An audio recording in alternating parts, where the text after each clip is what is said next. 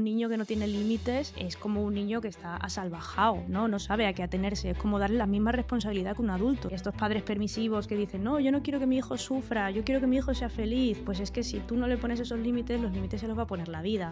Un niño tiene que creer que soy capaz. Y si su mamá o su papá está todo el rato haciéndoselo todo, el niño termina creyéndose que es incapaz, que no puede hacer las cosas. Esto a nivel autoestima es devastador. Que empieza a relacionarse, por ejemplo, el uso de pantallas con el aumento de autolesiones. Cuando un niño está aburrido o está enfadado o está andando por saco y lo que le ponemos es un iPad delante, el iPad anestesia, pero no te ayuda a regularte, no averiguas cuál es tu estado emocional y no averiguas cómo tienes que controlarlo.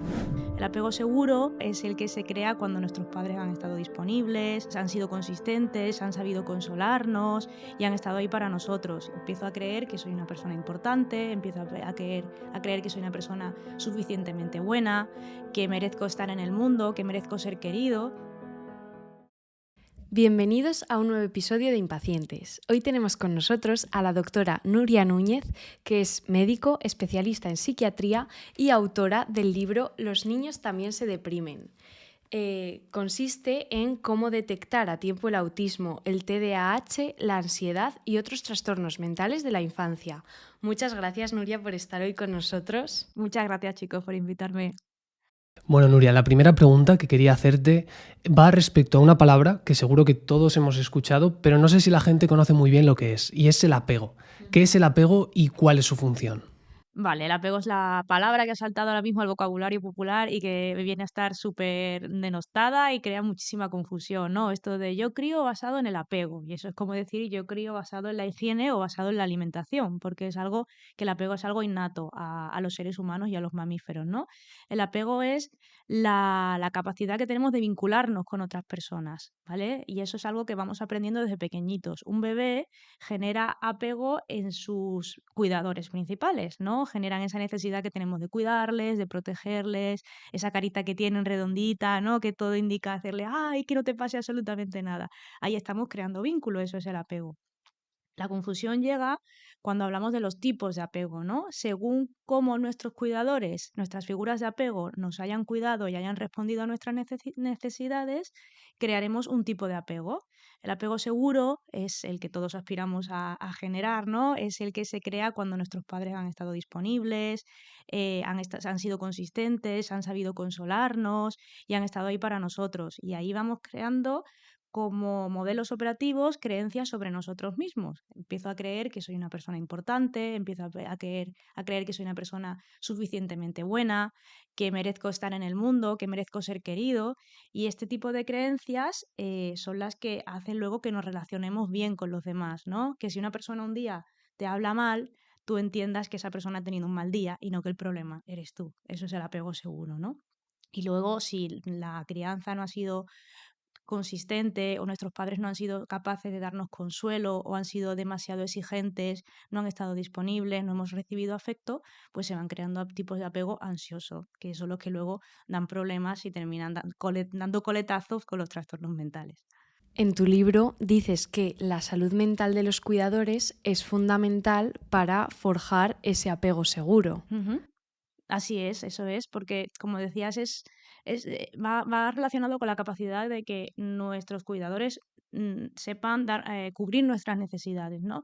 Entonces, en el libro hay un capítulo que hablo de la salud mental perinatal, sobre todo de la madre, ¿no? De cómo está la madre en el embarazo, de cómo está la madre en el posparto, que es un momento súper delicado, ¿no? Con tanto cambio hormonal, el embarazo y el posparto y toda la crianza nos pone en contacto con nuestra propia crianza.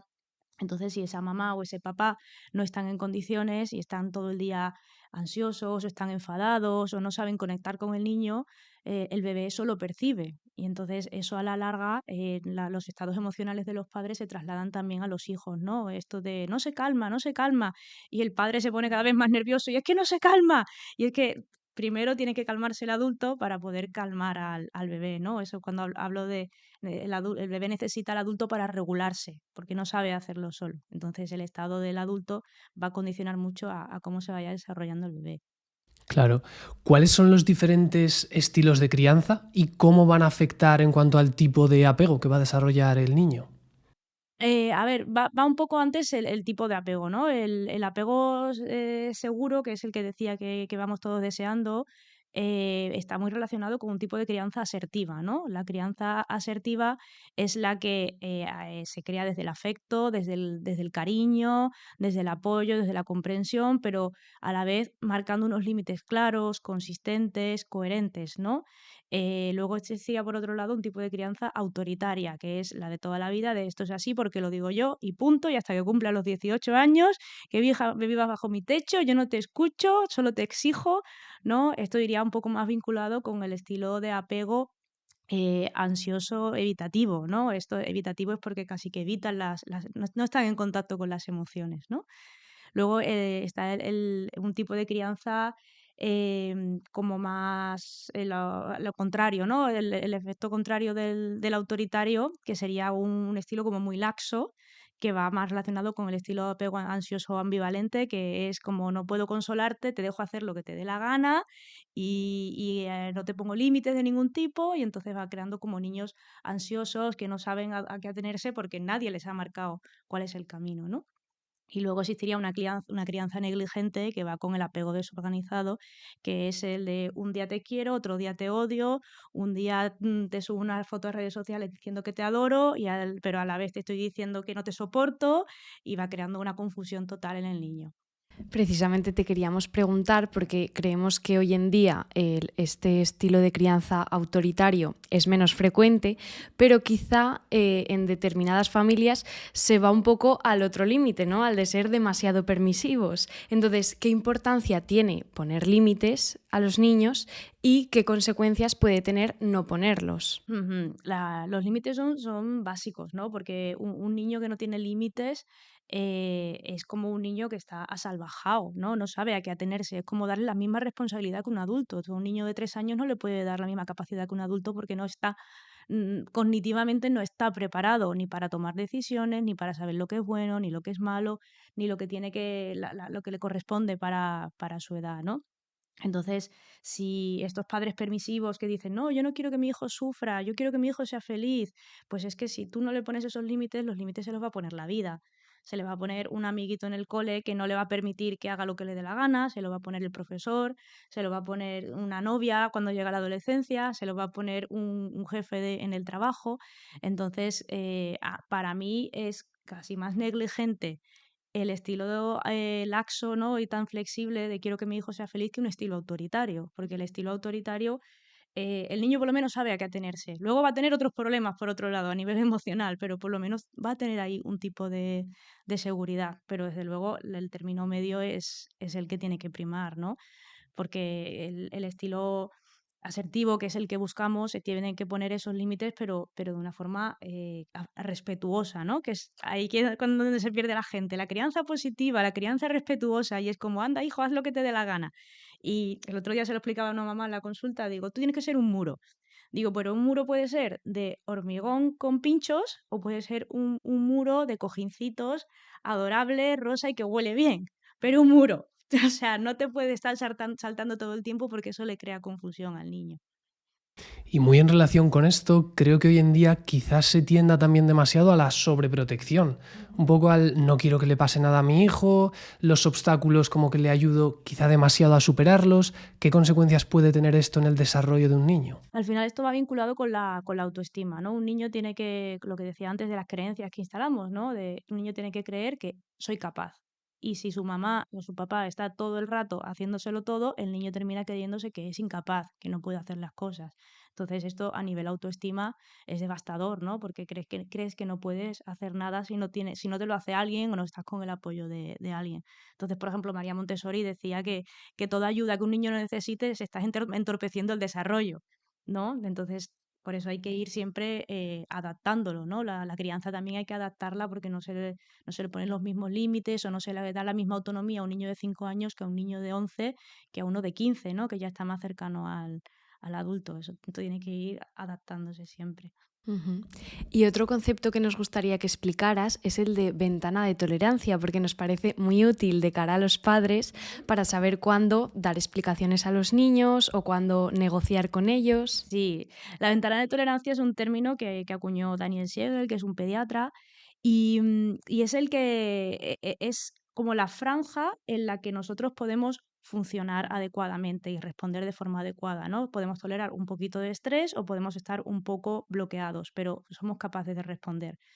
¿Qué pasa? Que si nos sacan de esa ventana de tolerancia, tanto por encima como con una hiperactivación, como por debajo con una hipoactivación, no somos capaces de reaccionar adecuadamente, ¿no?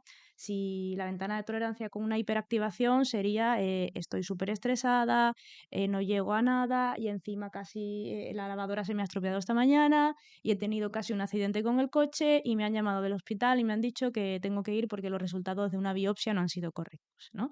Pues ese día, pues en el momento que alguien en el trabajo te diga buenos días, le vas a saltar a la yugular y te dirá, pero ¿qué te pasa? Pero si solo te he dicho buenos días, no sé qué, y es que te has saltado de la ventana de tolerancia. Entonces ahí mejor que ni te hablen, que ni te pregunten, que tú detectes que te has salido y decir, mira, pues es que hoy no puedo trabajar, me tengo que ir a casa, ¿no? O voy a respirar un rato, o me tengo que despejar para volver a la ventana de tolerancia y seguir, ¿no?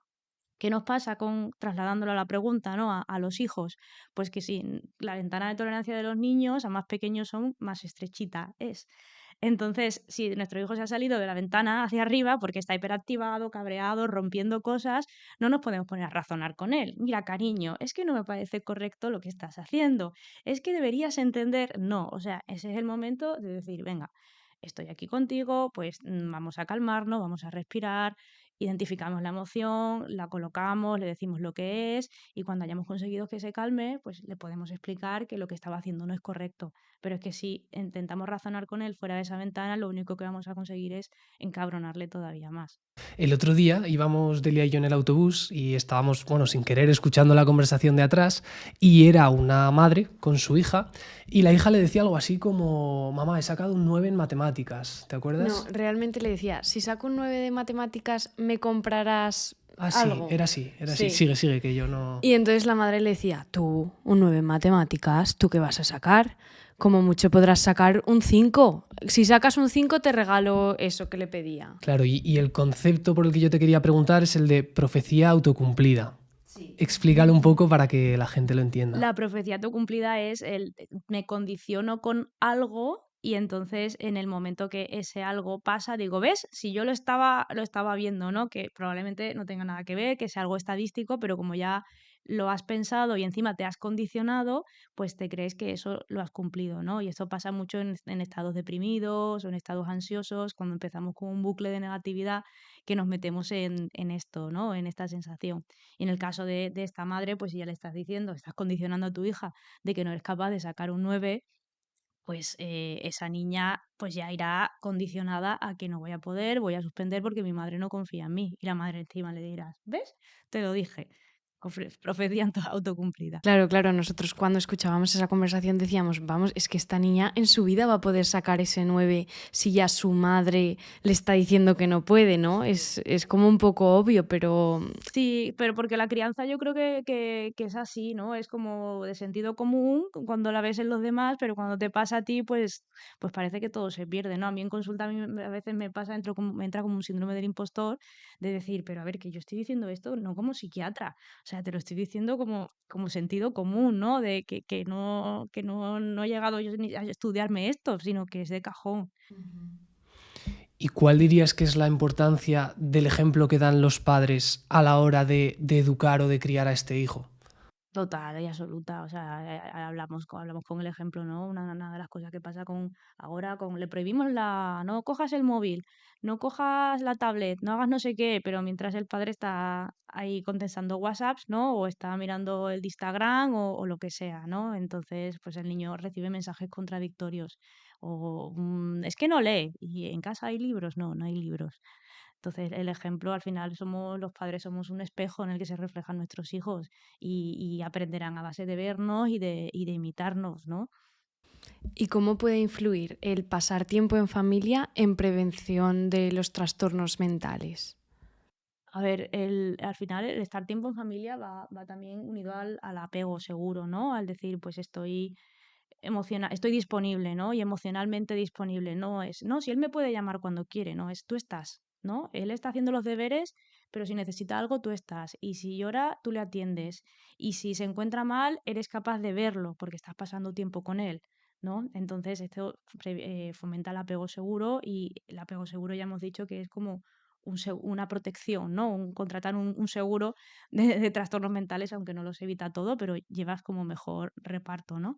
Y luego, por ejemplo, en el caso de los trastornos de conducta alimentaria, por ejemplo, que no aparecen en el libro porque esto ya más de adolescencia, imagínate que una niña empieza a tontear con la comida, ¿no?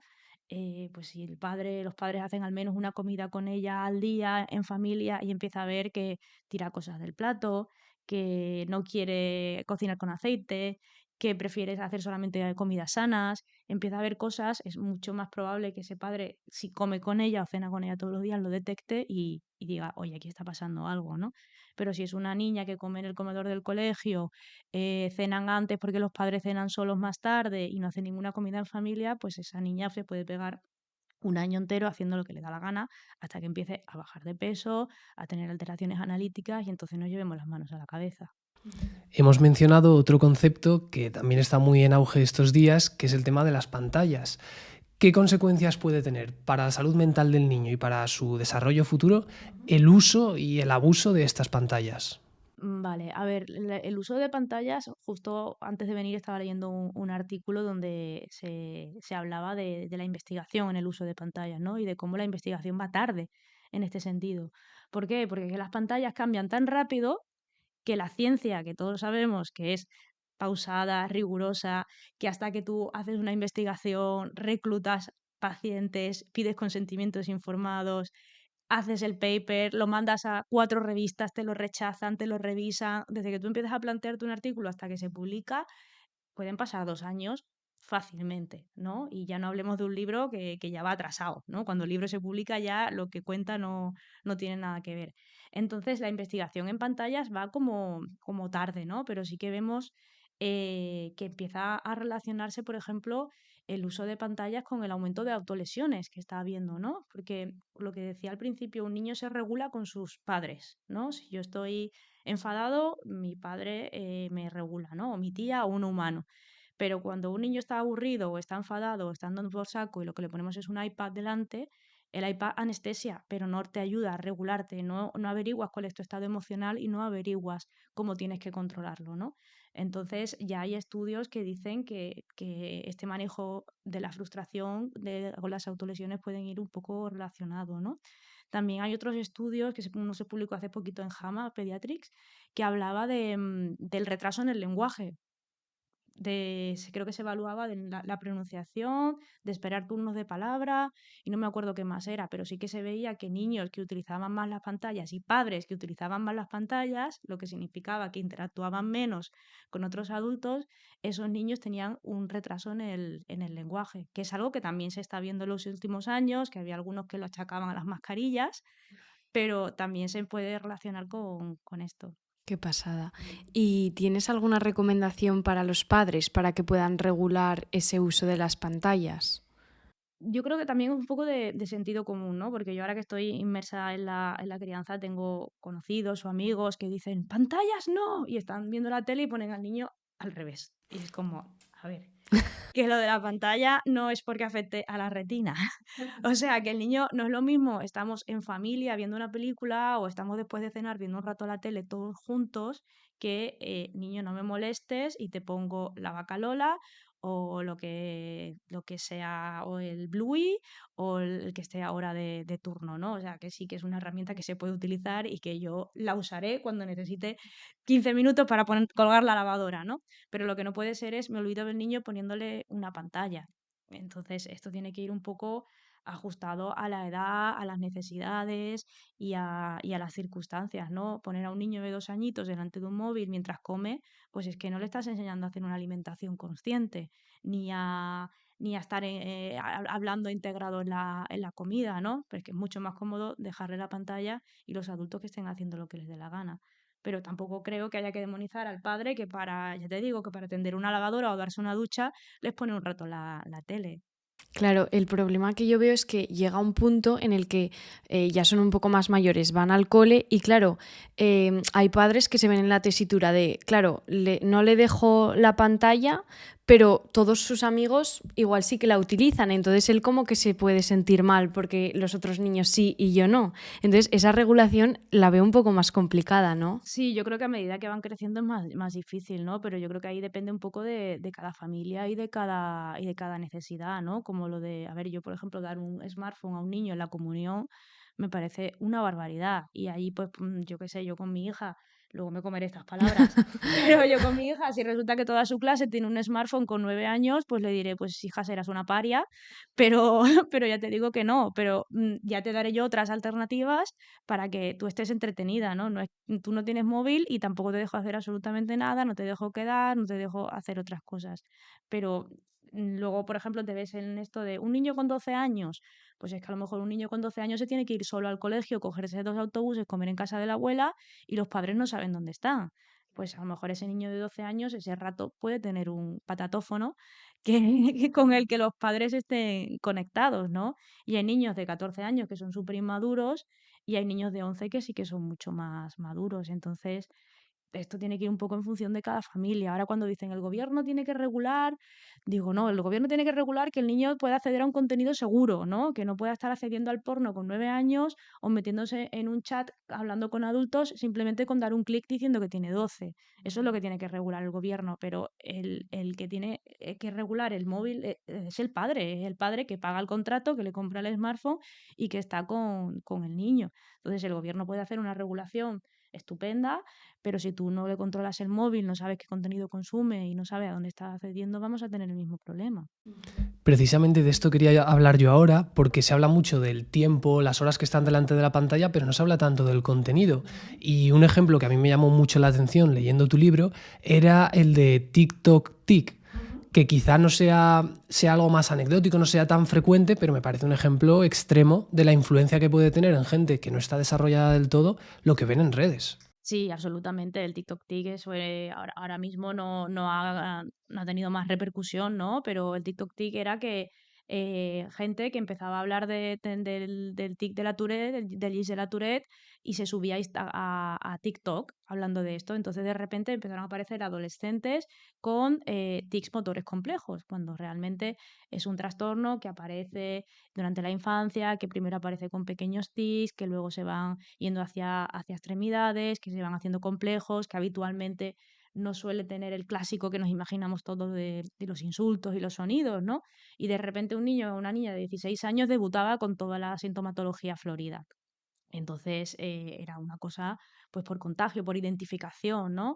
Pasaba con el TikTok TIC, pero también ha pasado con muchas cosas de trastornos de conducta alimentaria, con autolesiones o con adolescentes que ahora empiezan a decir que tienen ansiedad y depresión como una forma de identificarse con algo, ¿no? Con un grupo, igual que antes eras emo o eras heavy o eras rapero, pues ahora soy depresivo.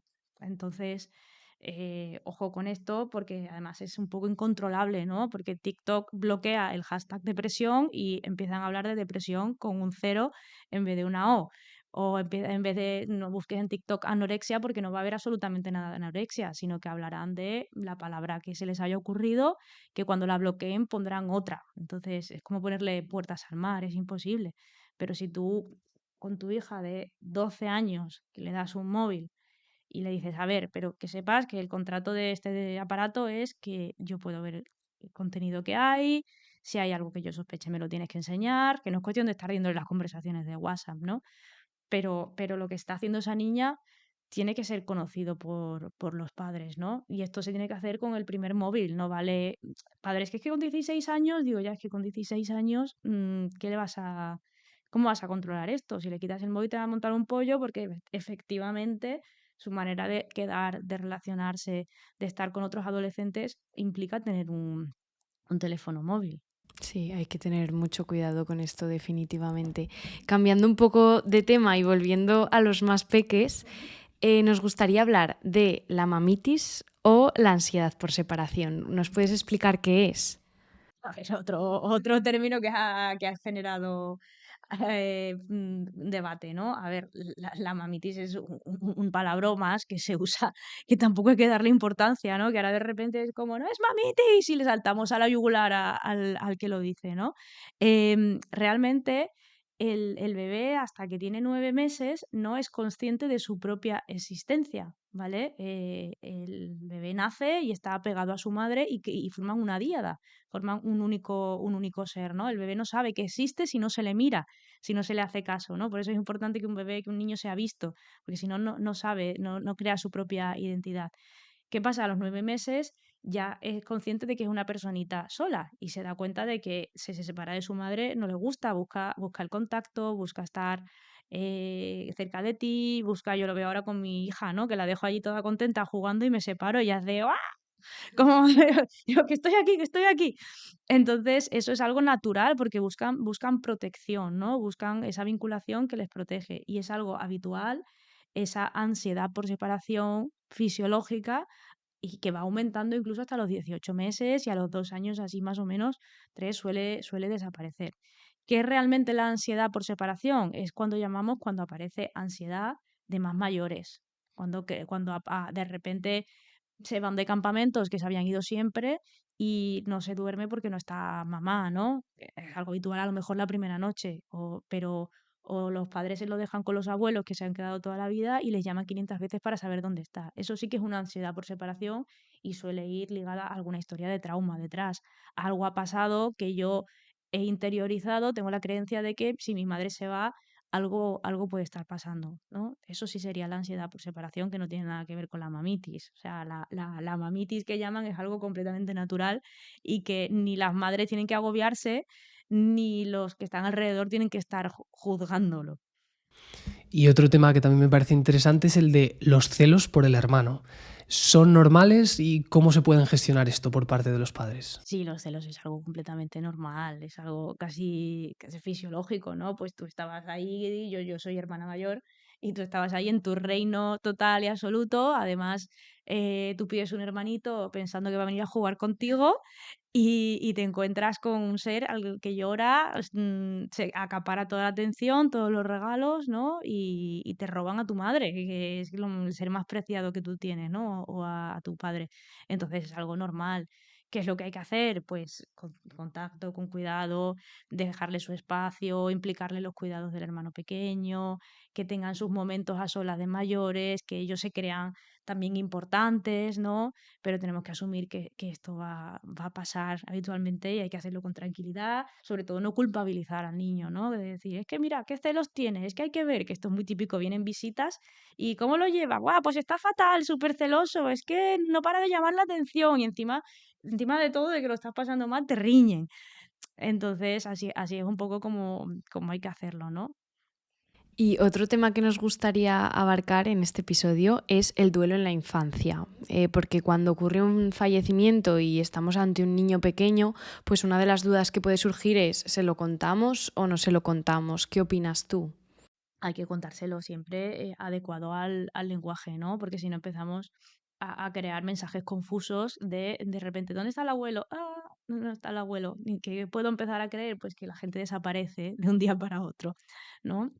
Entonces, siendo conscientes de que la muerte se entiende diferente según a cada edad, ¿no? A los 3 años el niño no tiene el concepto de muerte, de que es algo universal, irreversible, pero sí que nota la ausencia. Pues probablemente preguntará 18 veces dónde está el abuelo. Pues se le explica, no, no, el abuelo ya no está, el abuelo falleció, estuvo malito y tal. ¿Y el abuelo cuándo va a venir? Y algunos padres, es que no se ha enterado, es que fíjate, digo, es que no tiene todavía la capacidad de comprender de que la muerte es irreversible, entonces para él el abuelo va a aparecer en cualquier momento y se le terminará olvidando, no es que no lo entienda, le echará de menos, pero terminará integrándolo y olvidándose, ¿no? Pero hay que sentarse con él y explicárselo. Cuando ya son un poquito más mayores, pues ya son capaces de entender que es irreversible, que esa persona no va a volver, ¿no? Y ya cuando cumplen alrededor de 8 o 9 años sí que tienen el concepto global de que es irreversible, además universal, que ahí aparece muchas veces el miedo a la muerte, ¿no? Cuando entiendo de que no solamente se pueden morir las personas mayores, los abuelos, ¿no? Sino que se puede morir mi padre, mi madre, un amigo, ¿no? ¿Qué va a pasar conmigo? Es bastante habitual que empiecen con rayadas de este tipo, ¿no? A preguntar por la muerte, a preguntar por el cielo, a preguntar qué pasaría si. Entonces, simplemente yo creo que a los niños, adecuando el lenguaje, se le puede explicar cualquier cosa, ¿no? pero sobre todo explicándoselo, ¿no? Por ejemplo, si fallece un abuelo y no se ha muerto, y es como, anda, la cabeza de un niño que todavía tiene un pensamiento mágico parece que ha desaparecido. Pero mientras ese niño ha estado viendo que la dinámica familiar ha cambiado, que mamá no estaba porque estaba más tiempo en el hospital, que el papá estaba más presente en casa que antes, o que se han tenido que quedar con unos amiguitos. Sin embargo, si el abuelo enferma y se le está explicando que está en el hospital, que los médicos están intentando ayudarle, pero que es muy mayor, pero que no está sufriendo porque está muy acompañado, pues ese niño sí que elabora muchísimo mejor el fallecimiento del abuelo, ¿no? Incluso con una enfermedad o con un cáncer o algo así, lo van a integrar mucho más fácilmente si se le explica que si de repente un día hay una ausencia. También hablabas en el libro de cómo deben mostrarse los padres en esta etapa de duelo, que quizá no sea necesario o no sea lo mejor intentar ocultar cualquier emoción, como a veces se puede pretender. Claro, claro. Al final lo que hablamos también de lo que imitamos, ¿no? No solamente imitamos conductas, sino que imitamos estados, pues entendemos las emociones a través de los demás, ¿no? Si ha fallecido la abuela materna, pues lo normal es que la mamá esté triste y no se tiene que ocultar ni se tiene que esconder. Pues, mamá, ¿qué te pasa? Pues estoy triste porque ha fallecido mi mamá. ¿Y eso por qué? Pues porque sí, porque yo la quería mucho y ya no está. Y ese niño, al hablar de esas emociones, entiende que él también está autorizado a sentirse mal, ¿no? Y a sentirse triste. Si un niño solamente vive, solamente percibe emociones positivas en casa, el día que esté triste se va a creer que es un alien. Entonces, el ver pues, el enfado, la tristeza, la rabia, todo eso en los padres es algo que mientras se verbalice, se exprese, es algo muy, muy positivo. Otra cosa es que ya la madre esté súper deprimida, pues ya lo que tiene que hacer es pedir ayuda, ¿no? Y, y solucionarlo. Pero porque un día esté triste o porque haya pasado algo, pues se le explica y ya está. Y además se le dice, y tú también puedes hacerlo, ¿no? O un día que esté triste, ¿te acuerdas cuando mamá estuvo llorando porque ese día tal? Pues a ti te está pasando eso. Entonces el niño lo integra. Claro, al final yo creo que los niños se enteran más de lo que tendemos a pensar los adultos, Totalmente. que a veces pensamos, guau, es que no me voy a molestar en explicárselo porque no lo va a entender. Pero es que si te paras a hablar con ellos, te das cuenta de que lo captan todo y se adecuan un montón a la situación y todo. Y lo perciben, son esponjitas de percibir cosas. Porque hay padres que dicen, pero si no le hemos dicho nada, y es como, ya, pero lo ha notado. O si no, pero sí, nos hemos divorciado, pero si en casa estaba todo muy bien, y es como, bueno, lo ha notado. Tu libro se llama Los niños también se deprimen. ¿Cómo expresan esta depresión los niños? Porque igual pensamos que son como adultos en miniatura, pero seguramente no la expresen así, ¿verdad? Eso es, ¿no? La psiquiatría infantil parte de la base de que, igual que la pediatría no son adultos en miniatura, ¿no? La psiquiatría infantil, los niños no expresan los estados emocionales ni las patologías mentales como los adultos, ¿no? En los niños más pequeñitos es mucho más habitual que en lugar de tristeza veamos irritabilidad, ¿no? Que están mucho más enfadados, que más retadores, más picajosos, ¿no? Que saltan antes y además, mientras que en el adulto el estado depresivo es algo bastante homogéneo, ¿no? Todo el rato están deprimidos, mejoran un poquito, a lo mejor a última hora de la tarde, pero el estado se mantiene, ¿no? En niños no, en niños pueden estar mal en el cole, luego muy bien en el cumpleaños de Pepito y luego cuando vuelven a casa mal, ¿no? Que esto despista mucho a los padres y te dicen, pero si se estaba partiendo de risa el otro día en el cumpleaños del amigo. Digo, ya, pero es que el niño sí que es capaz de contactar con ese hedonismo y esa capacidad de disfrute en ese momento. Entonces es como más confuso, ¿no? Y en adolescentes sí que quizás se puede parecer un poco más a la de los adultos, con la apatía, con la falta de capacidad de disfrute, pero sí que también vemos sobre todo una irritabilidad más marcada, que para más Inri se confunde con la propia adolescencia, ¿no? Que ahí es cuando los padres ya les peta la cabeza de decir, ¿pero está adolescente o está deprimido? Y es como, a ver, ¿pero tu hijo cómo era antes? ¿No? ¿Hay un cambio o no era un cambio? Porque una cosa es estar adolescente y otra cosa es que le cambie el carácter completamente. Y ante la duda, como siempre digo, mejor consultar. Y de la misma forma de que los niños no expresan esta depresión que estamos hablando de la misma manera que los adultos, hay un tema que a mí me preocupa, bueno, y que creo que puede preocupar a muchos padres, que es el saber cómo sospechar si tu hijo está sufriendo bullying. Porque claro, al final el niño no va a llegar y contártelo, o bueno, quizá en alguna ocasión sí, pero como se suele, digamos, disimular con estos otros síntomas, ¿en qué momento deberían sospecharlo los padres? Suele haber también ahí como un cambio de carácter, ¿no? Que esté como más ensimismado, más distante, ¿no? Que no, antes un niño que contaba mucho las cosas y ahora no las cuenta, ¿no? Y sobre todo con los niños lo vemos mucho con las somatizaciones, ¿no? Pues de repente el domingo por la tarde se pone fatal y dice que no quiere ir a clase, ¿no? O que le duele la cabeza o que le duele la tripa y solamente es en el cole y luego cuando está en casa está muy bien. Entonces ahí tenemos que ver qué está pasando en el colegio, ¿no? Puede haber que hay una sobreexigencia, que se pone muy nervioso con los exámenes o algo así, o puede ser que haya algún niño que le esté haciendo la puñeta, ¿no? Entonces, afortunadamente yo creo que los colegios ahora están mucho más concienciados de esto, los tutores, los profes están mucho más pendientes que antes, ¿no? Entonces hay que detectarlo y hay que detectar quién es el niño abusador y hay que trabajar también con el niño que está siendo abusado, ¿no? Porque hay muchas veces que estos niños son como más sensitivos, cosas que a lo mejor para otro no tiene ninguna importancia, para ese niño sí que la tiene y entonces eso les hace estar como más alerta y ya el otro niño que tiene más tendencia a aprovecharse, pues lo coge como víctima, ¿no? Entonces yo creo que aquí hay que trabajar con las dos partes, pero yo cuanto antes se detecte esto, mejor. Pasa muchas veces, niño que ha recibido bullying, lo cambian de colegio y vuelve a recibir bullying, lo cambian de colegio y vuelve a recibir bullying. Es como, a lo mejor la solución no es solo cambiarle de colegio 3 veces, a lo mejor la primera sí, pero antes del primer cambio hay que haber trabajado qué cosas están haciendo que esta persona ya vaya como muy sensible, muy como que todo se lo tome a mal, ¿no? Que por supuesto, cuando escribía el párrafo ese le di 18.000 vueltas porque no quería que quedara como que la culpa era del niño que estaba siendo abusado, ¿no? Pero creo que hay dos partes muy importantes que hay que trabajar ahí para que esto no se perpetúe. Y en relación con el trabajo que hacemos con el niño desde psiquiatría, claro, él no se va a expresar igual que un adulto y me llamó mucho la atención cómo utilizáis el dibujo y el juego como herramientas diagnósticas. ¿Puedes contarnos un poco más cómo utilizas estas herramientas? Sí, efectivamente, ¿no? Un niño no te dice, tengo una ansiedad paroxística o creo que tengo un trastorno depresivo, no sé qué, que los adultos ya muchas veces te vienen con el, con el diagnóstico hecho, ¿no? El niño ni siquiera es consciente de su propio estado emocional, ¿no? Entonces hay que conseguir que lo externalicen, ¿no? El otro día vi yo un crío que lo único que sabía él era que no quería ir al colegio y que le dolía la tripa, le dolía la tripa, le dolía la tripa. Entonces fuimos detectando, venga, pues, ¿dónde vive ese dolor que tú, el malestar? ¿Dónde está? Y hicimos como un ejercicio de relajación, de mindfulness, y dijo que estaba en la tripa. Y dije, venga, pues ahora vamos a dibujarlo. ¿Qué forma tiene lo que está en la tripa? Y me dibujó, pues un muñeco lleno de pinchos, tal, no sé qué. Venga, ahora ponle nombre. Pues le puso un nombre. Entonces ya cuando tú tienes localizado lo que te pasa, con ese niño es mucho más fácil de trabajarlo, ¿no? Esa externalización y vamos a hacer que el miedo disminuya. Venga, vamos, dile, ¿qué te dice el miedo? Y entonces para el niño es más fácil visualizarlo en un muñequito que estar pensando de forma abstracta qué tipo de pensamientos me viene. Entonces esa es la forma de trabajar con niños, que es muy chula además.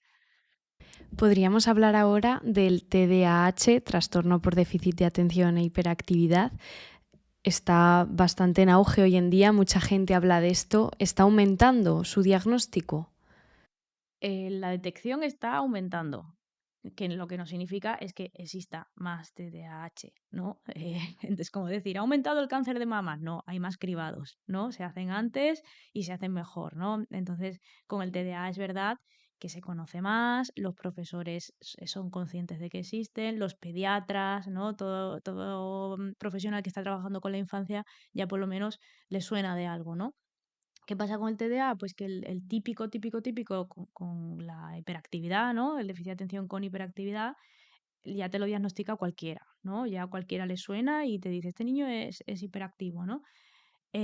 También entran en el saco un montón de niños que simplemente son nerviosos y que no tienen ningún tipo de trastorno, que son inquietos, son movidos y con esto no pasa nada, ¿no? Pero lo que pasa con el TDA es que hay muchos fenotipos de TDA, ¿no? Está con hiperactividad, sin hiperactividad, el que es un perfil más inatento, el que es un perfil más impulsivo, se manifiesta diferente en niños que en niñas.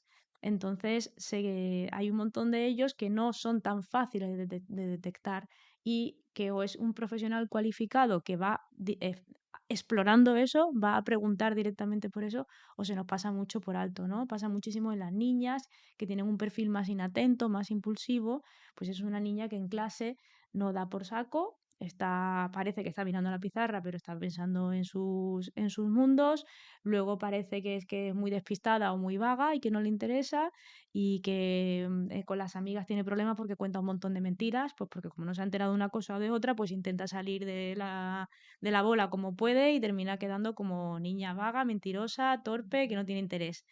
Y o vas específicamente a preguntar, a explorar la atención, a explorar la impulsividad, a explorar qué hay detrás de las mentiras, o se te cuela un TDA sin darte cuenta. Y estos son los más difíciles de detectar y de convencer, ¿no? Porque aquí hay una labor de que los padres se lo crean, ¿no? Y de que los profesores también, porque te dicen, no, no, no, no, yo sé lo que es un TDA y esto no es, ¿no? Entonces es bastante complejo, ¿no? En el libro le dedico un capítulo entero porque no es tan fácil como nos quieren hacer creer, ¿no? Y no todos los niños con TDA son hiperactivos, ni todos los niños hiperactivos son TDA, que ahí también es donde se pierde, ¿no? ¿Qué pasa con la salud mental? Que cuando algo salta al vocabulario popular se desdibuja y pierde un poco de identidad, ¿no? Entonces, todo niño que es inquieto, incluso hay veces que me escriben por Instagram, mi hijo de 4 años no para, o es que en el cole, en el aula de 3 años, dicen que no para quieto, será un TDA, y es como, a ver, pues a lo mejor es que un niño de 3 años no tiene que estar en el colegio. ¿No? Es algo del sistema que ahora mismo nos lo tenemos que comer así, pero por naturaleza un niño con 3 años no tiene que estar ni siquiera escolarizado como para pretender que esté 5 horas en una mesa, ¿no? Aunque sea coloreando. Entonces ahí siempre ir a un sitio con profesionales con experiencia, ¿no? Más que hacer un test, porque no sé, el test nos da pistas, pero no nos da el diagnóstico. El diagnóstico siempre va a ser la exploración. Claro, y una vez estos niños acuden a tu consulta, los diagnosticas y propones un tratamiento, igual se menciona la palabra de los psicofármacos.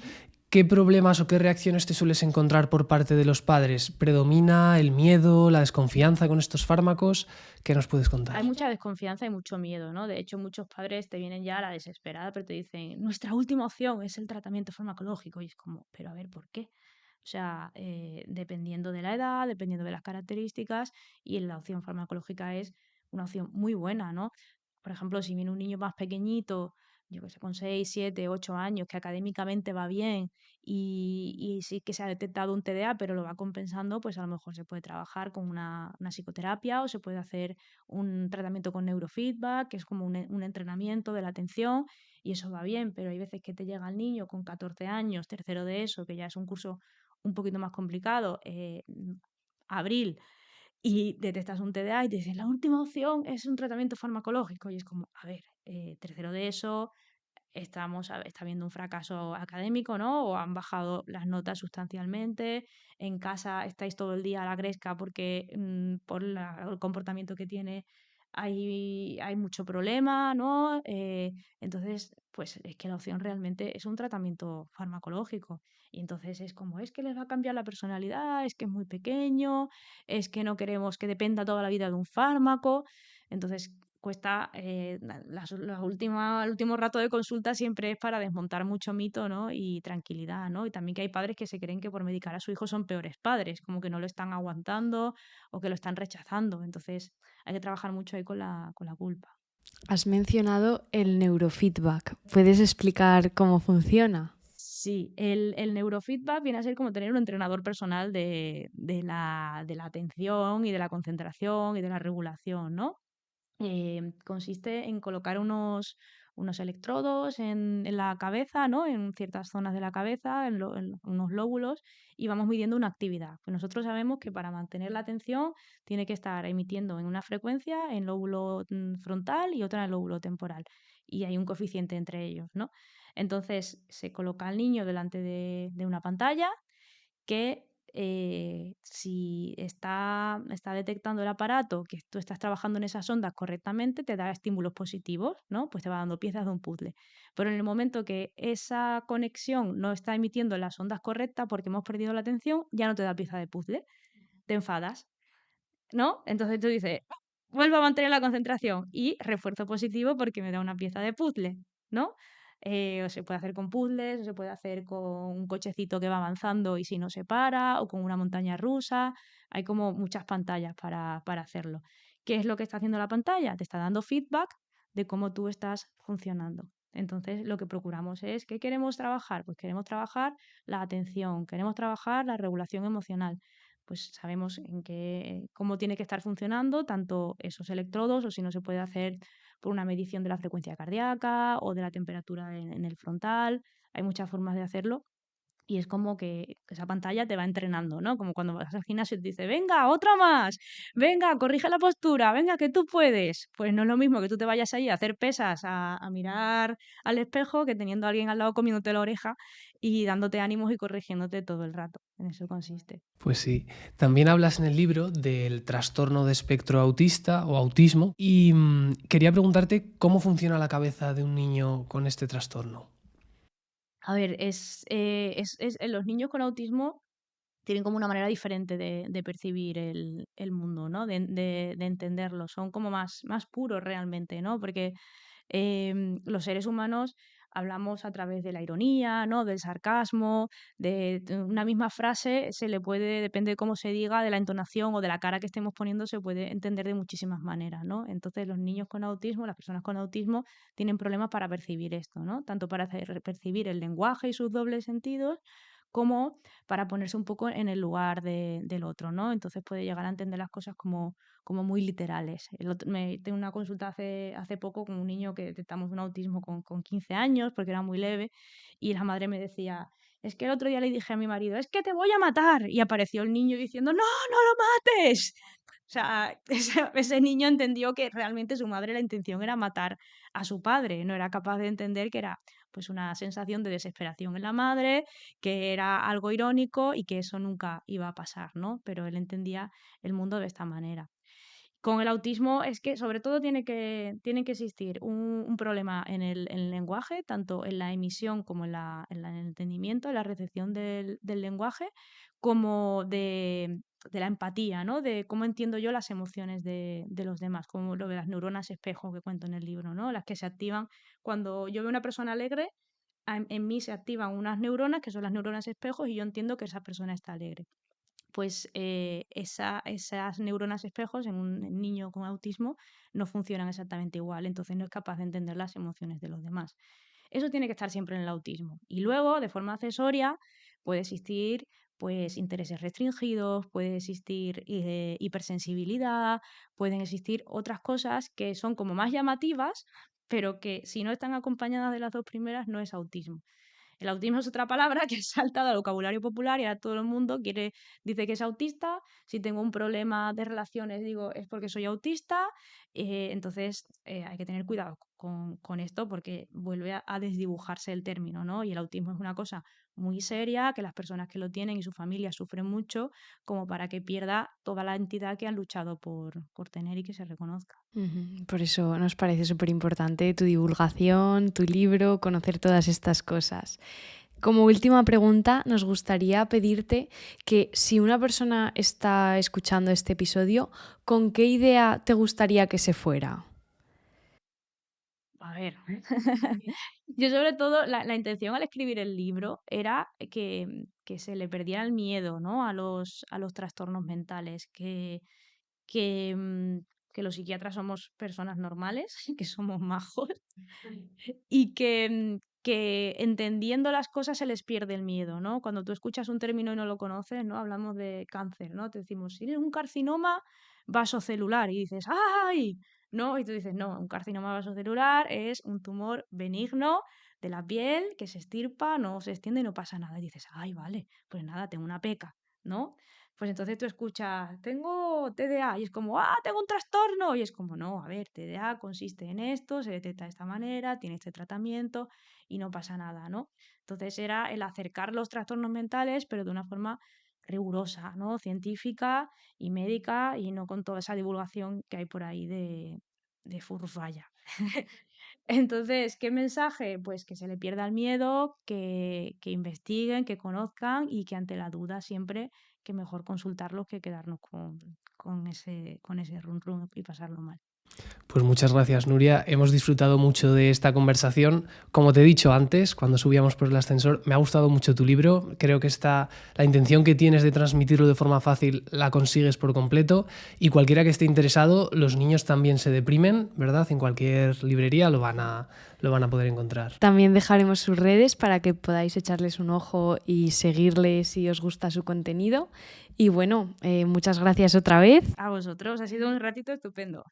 Nos vemos en el siguiente episodio. Adiós. Adiós.